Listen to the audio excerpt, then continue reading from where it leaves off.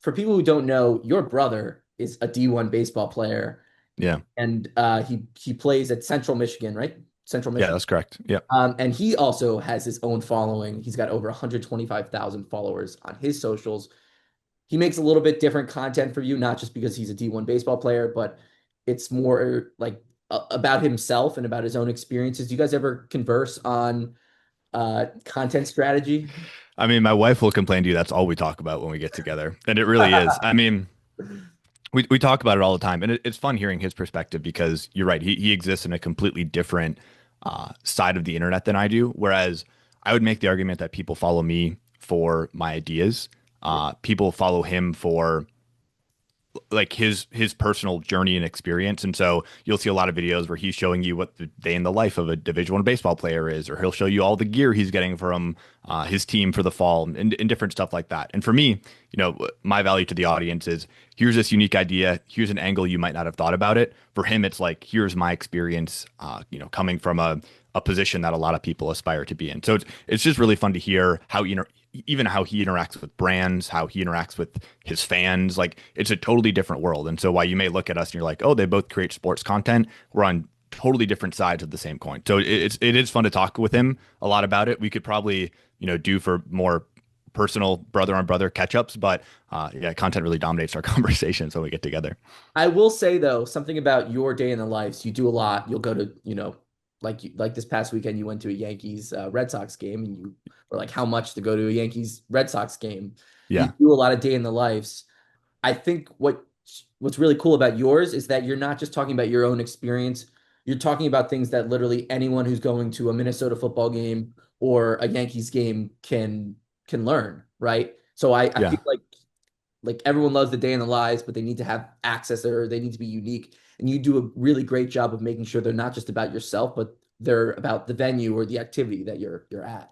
Yeah, I want to hold on that because you're right. I'm leading with the concept rather than my own personal experience. And I think this is another mistake that a lot of creators will make is that they forget what their value proposition is to their audience. So I don't shy away from the fact that people follow me because I'm presenting them with, again, a new and novel idea every single day when I post a video. People aren't following me because they like the way I look or they like the way I talk or they like my background. Like all that stuff is de minimis in comparison to can I present you, especially in the first 5 seconds, with a really compelling idea and make you think about it in a way that you might not have thought about it before. And that's the reason. So I can't trick myself into thinking like, oh, somebody's interested in what I have, what I want to spend my day doing. To your point, like they don't want to sit through a day in the life, even if it was me going to a sporting event. Like I have to make sure to frame that concept in a way, like you described, that is applicable to people and comes from, again, a unique and novel angle. And for me, that is the price of attending these sporting events is a format that I found does really well for me. And a lot of creators can do that successfully. I think my brother's a good example where he's found a compelling way and he's a good enough personality and I really like his editing and his formatting where people are interested in watching him go through his gear and go through a day. I just don't think I'm that compelling of a person, and I don't pretend to be. And I think that's a trap a lot of creators fall into, however, which is like, oh, people are following me for this one thing. They must want this other thing from me. And don't get me wrong, for a certain subset of people, that is true. I think there are certain outliers that they just have great camera presence or great personality on camera where they can make anything work. They can sit and talk to you for 6 minutes uninterrupted, and you would find it really compelling. I know that's not me. And so I know that all my videos, to your point, like even going to a game, have to lead with some sort of concept or hook or format to make them compelling. And I just think a lot of creators, there's a sort of ego involved in creating content, right? Like when you have 200,000 followers on TikTok, like I do, there's a certain ego to think like, oh, people must be interested in what I'm eating for breakfast. But at the end of the day, that's not true. I was talking to Bladen Kirk, and he was talking about how the more he's made content, the more he's like micro analyzing every single word he says. Like he's Mm. at the point, like, am I just talking just to talk? Is it kind of that same mentality with you? Well, Bladen's an interesting example because I'll get videos of him playing the guitar and he's like singing on stage. We And I spoke find that about. really yeah, and I find that really interesting because now to be fair, he's posting on a different page. So there's sort of like an opting in he's making his audience do where it's like, "Hey, if you also want this thing from me, you can go here and find it." And so he's even subsecting out his own audience, which I think is interesting. But I think it does provide a cooler, fuller picture of who Bladen is, which I think at the end of the day helps create a deeper bond with his audience, both the people that like his music and the people that like his sports takes, right? Like he's helping create a fuller picture of who he is. And I that's something I honestly struggle with, where I fear that I become one dimensional because the most people are probably going to see me is in 90-second increments that are highly edited and don't really, I don't provide any space for me to give like my opinion or let my personality show through. Like I'm very much just presenting a story in as concise a manner as possible. And so I do worry that I come across as flat on the internet. But to your question, if I feel like I'm talking just to talk, the most important part of what I do, I think, isn't the editing, isn't the on-camera thing. It's the topic selection and especially understanding which stories to say no to. Like there's so many people that do what I do. A white guy sitting in front of a microphone talking about sports is not a novel concept. And so my competitive advantage can't be, again, who I am or how I present information. I don't even think it's the speed in which I present information. There are a lot of people that are first to a story. My opinion is if I can't provide a different angle than what is already being talked about, I'm not going to touch the story. So the example I always like to give is when Shohei Ohtani signed his massive, whatever, 600, $700 million deal. And, I considered it the sports business story of the year where he deferred all this money. And so his actual, cap hit for the team was much, much lower than the big flashy number he signed for. That story was picked over so many times before I had the chance to get to it. And by the time I got to it, I didn't really have anything new to cover. So even though it was the biggest sports business story of the year, I didn't talk about it because I didn't feel like I had anything new to provide. And so to your point of like talking just to talk, I probably could have talked about it and I probably could have provided people with the same insight they would have gotten somewhere else. But for me, the topic selection and understanding which topics I want to cover, and especially which topics I think I'm going to stay away from, it helps me feel like I'm not just talking just to talk. And I can provide something new and novel every single time somebody hears me. Have you always liked making sports business content? Because like I feel like a lot of innovation comes out of necessity. It's like, well, I'd rather be doing this than Mm. working on Excel all day. Have you always, or do you like making sports content, or is it just the path you chose? Yeah, I mean, Sports you mentioned business it. content, more specifically, of course. Yeah, you mentioned it in the intro. Back when I was in high school, I was helping a friend of mine, or not even a friend at the time. He was just some guy that was from Green Bay, Wisconsin, where I grew up, who had started this football Twitter account and he was like reposting curated football highlights. And I thought it was so cool that when we were both sophomores in high school, he had an audience of 10,000 people on Twitter. And so I think I've always been drawn to the gamified aspect of social.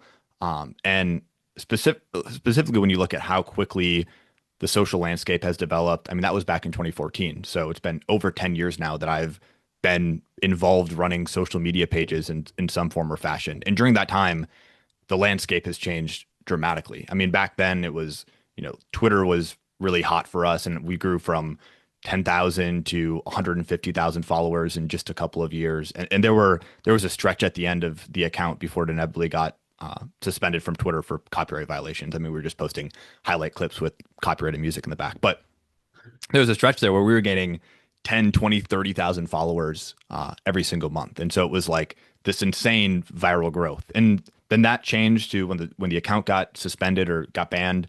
I went over and I started running Instagram accounts. And at the time, we didn't have reels. It was like you were posting single videos or photo carousels, and the gamification of finding out how to grow on a different platform was really interesting to me. I remember at the time thinking or being worried that I was some one trick pony where I was like, okay, I was really good at this Twitter thing, but like, what if my skill set doesn't carry over Instagram? And it turned out it did. And I was able to grow another football theme page to, 150,000 followers. And then all of a sudden people started paying me to do that for their small businesses. And so that was my first taste into the business side of sports content, because before it was just posting highlights that I couldn't monetize. It was just cool to say I was growing an audience. And again, I was really attracted to the gamification, like how many followers can I get in a month, or how many impressions, or how many people can I reach in a given month. But then when you started putting a dollar value behind the skill set, then the gamification really went to another level, because then it went from like, oh, I'm charging this person $200 a month.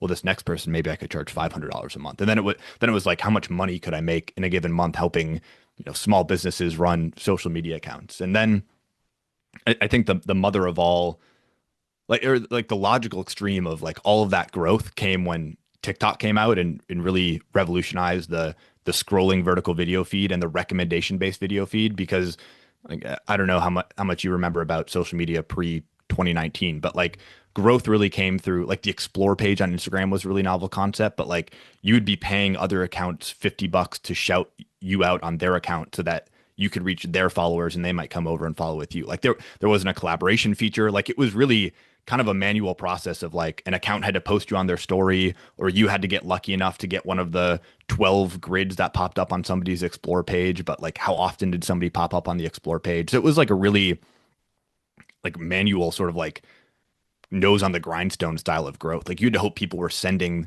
their post to their friends in the DM, and that was your main method of growth. But when TikTok came out, and all of a sudden your content was getting served to people who didn't follow you, and that was the main way people were consuming content, that brought the gamification of this thing to a whole nother level. And then you were able to.